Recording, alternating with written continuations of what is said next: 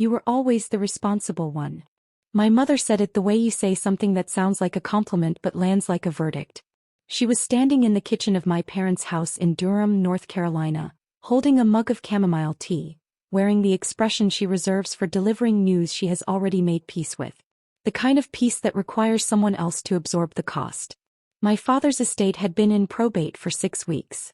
The attorney, a soft-spoken man named Bernard Okafor who had handled my father's affairs for 11 years, had just finished walking us through the distribution. My brother Kwame got the penthouse apartment in Charlotte. Purchased 2019. Current value, $487,000. He also received the investment portfolio, $312,000 in a Vanguard account my father had been building since 1998. I received Ashworth Supply Co. 41 years old as a business. Commercial cleaning supplies distributor, 12 employees, operating out of a warehouse on East Pettigrew Street in Durham. Accounts receivable, $94,000. Accounts payable, $118,000. Net position, negative $24,000. And a box. A brown banker's box, sealed with packing tape that had gone yellow at the edges, labeled in my father's handwriting. Nadia, documents. Your father always said you'd know what to do with it, Bernard Okafor told me quietly as Kwame took a photo of his inheritance paperwork to send to his girlfriend. I looked at the box. I picked it up. It weighed almost nothing.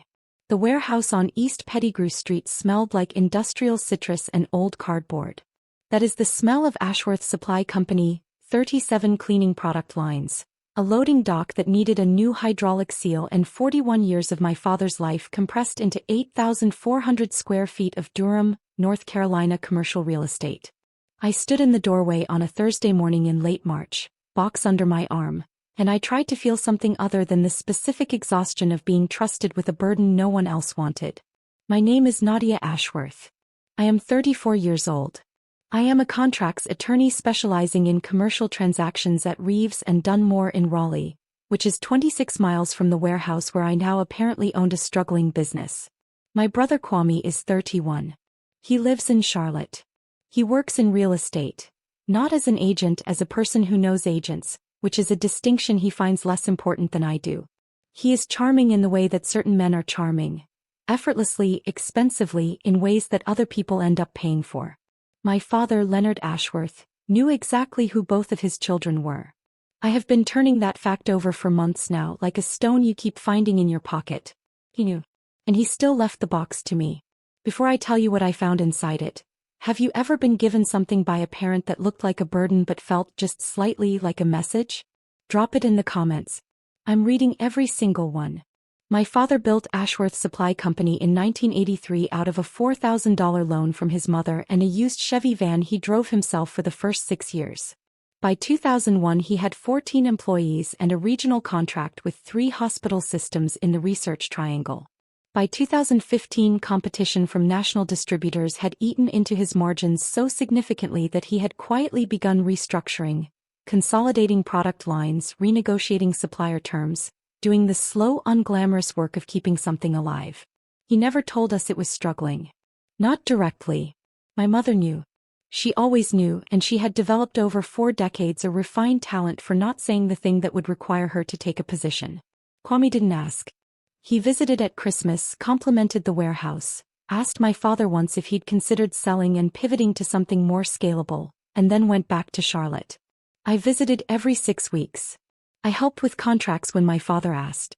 I knew the accounts were tight. I did not know about the box. The fluorescent light in the back office buzzed at a frequency that felt deliberate. I sat in my father's chair, worn leather cracked along the left armrest, and I opened the box at 9:47 a.m. on that Thursday in March. Tax returns. Going back 11 years. Supplier contracts. A folder of insurance documents. Bank statements bundled by year with rubber bands that had begun to fossilize. And at the bottom, in a manila envelope sealed with a metal clasp, the original trust documents. Not the summary Bernard Okafor had walked us through in probate. The originals. The full instrument executed in 2019 with all amendments. I am a contracts attorney. I have been reading trust documents since my 2nd year of law school. I know what boilerplate looks like and I know what intentional language looks like, and I know the difference between a clause that is there because the template requires it and a clause that is there because someone put it there on purpose. Amendment 3, dated September 14, 2021, was there on purpose. It was a revenue participation clause. Specifically, in the event the business distributed to the secondary beneficiary, me, generated gross revenue exceeding $1.2 million in any rolling 12-month period within 5 years of the trust's execution, the estate's primary residential asset would trigger a mandatory reappraisal and potential redistribution to equalize the inheritance differential. In plain English, if I turned the business around, the penthouse came back to the table. My father had written a trapdoor into the trust. Not against me. For me. I sat with that for a long time. Here is where I need to be honest with you because I could tell this story as a clean line. Discovery, action, victory, and it would be satisfying and it would be a lie. The truth is that I sat in that cracked leather chair in my father's back office for an hour and 40 minutes and I did not move. I thought about Kwame. Not with anger. With something more complicated and more honest. A kind of grief for the version of my brother I had wanted him to be. We are not enemies. We were never enemies. We are two people raised in the same house by the same parents, and somewhere along the way one of us was taught that effort was optional and the other was taught that effort was identity, and neither of us chose our lesson. I thought about my mother who had smiled in Bernard Okafor's office with that practiced brightness and said, "You were always the responsible one," and meant it as a reason, not an apology. I thought about my father, about the fact that he had spent 2 years after 2019 watching the business decline, watching Kwame visit at Christmas and ask about scalability, watching me show up every 6 weeks and quietly fix things, and he had made a decision. He had put it in writing. He had sealed it in a manila envelope and put it in a box with my name on it. I thought, what if I can't do it? What if the business is too far gone, the margins too thin, the market too hostile? What if I spend the next 3 years pouring my savings and my time and my father's 41 years of work into a warehouse on East Pettigrew Street and it still fails? What if he was wrong about me? I sat with that question for an hour and 40 minutes.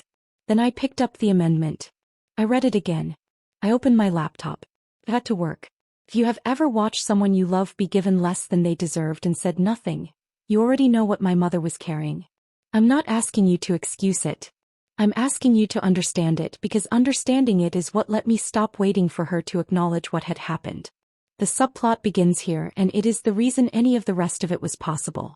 Among the supplier contracts in the box was a file labeled Kessler Industrial, 2018 present. Kessler Industrial was Ashworth Supply Company's largest supplier. 40% of product volume, $340,000 in annual purchasing.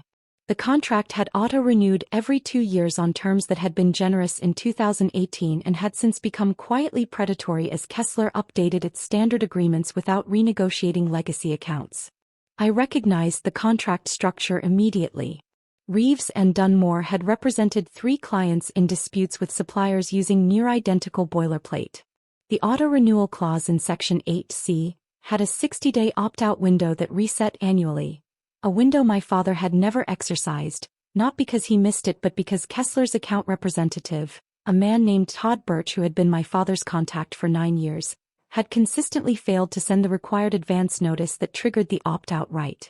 Kessler had been in technical breach of its own notice requirements for 4 consecutive renewal cycles. Which meant all 4 renewals were voidable. Which meant I could renegotiate from zero. I called Todd Birch on a Monday morning in April.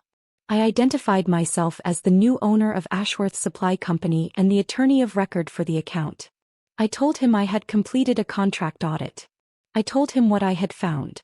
There was a long pause. We'd need to loop in our legal team, Todd said. Of course, I said. Tell them the voidable renewals go back to 2019. Tell them I have the notice logs. And tell them I have 2 competing supplier quotes on my desk that I'm prepared to execute this week if we can't reach a revised agreement by Friday. The competing quotes were real. I had spent a Tuesday afternoon getting them. Kessler's legal team called Wednesday morning. The revised agreement, reduced margin requirements, updated pricing, a genuine 30-day opt-out window going forward, was executed on a Friday in April. Annual cost reduction, $67,000. That was the foundation. I did not tell Kwame about Amendment 3. Not immediately.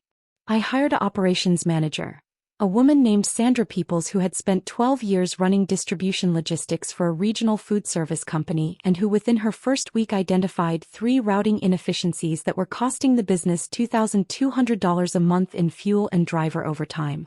I brought in a bookkeeper named Francis Addo, who had done accounting for small manufacturers in the Durham Chapel Hill area for 20 years and who looked at Ashworth Supply Co.'s accounts receivable ledger and told me 17 of the outstanding invoices were collectible with 1 letter and a phone call.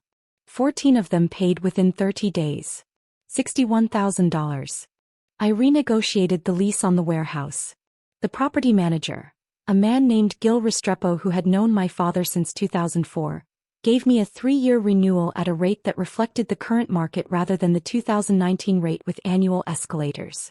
That saved $18,500 a year. I did not sleep very much that spring. The Raleigh office was 26 miles away and I was billing hours there 40% of the time and spending the other 60% in my father's cracked leather chair learning the difference between what I knew abstractly about business and what I knew in my body.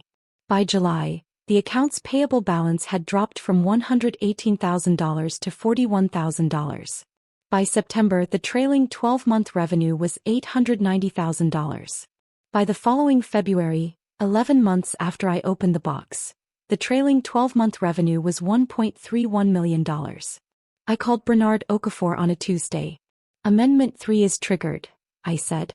My mother called me 3 days after Bernard Okafor sent the reappraisal notice to the estate. The kitchen smelled like chamomile, I assumed.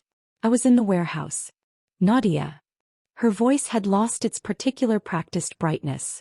What was underneath it was tiredness. Just that. Did you know about this when your father's will was read? No, I said. I found it 3 weeks later.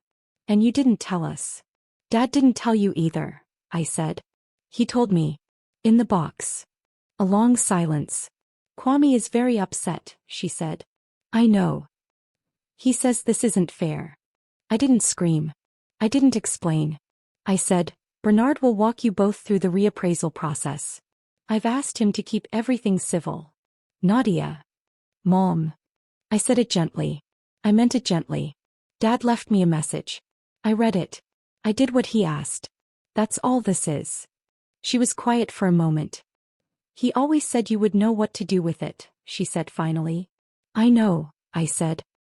He told Bernard Okafor the same thing. The reappraisal of the Charlotte penthouse came in at $521,000. The redistribution formula in Amendment 3, drafted by my father's estate attorney, a woman named Priscilla Holt in Greensboro who turned out to have designed the clause with considerable precision, resulted in a cash equalization payment to me of $287,000, drawn from the investment portfolio. Kwame kept the penthouse. He kept $25,000 from the portfolio. He called me once in March from his cell phone. I didn't know he did that, Kwame said. He meant the amendment. He meant our father. I know, I said. Do you think he was punishing me? I thought about that question for a moment. Really thought about it. No, I said. I think he was teaching you.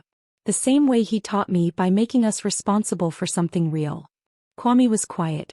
I don't know how to do what you did, he said. I know, I said. But you could learn. I meant it.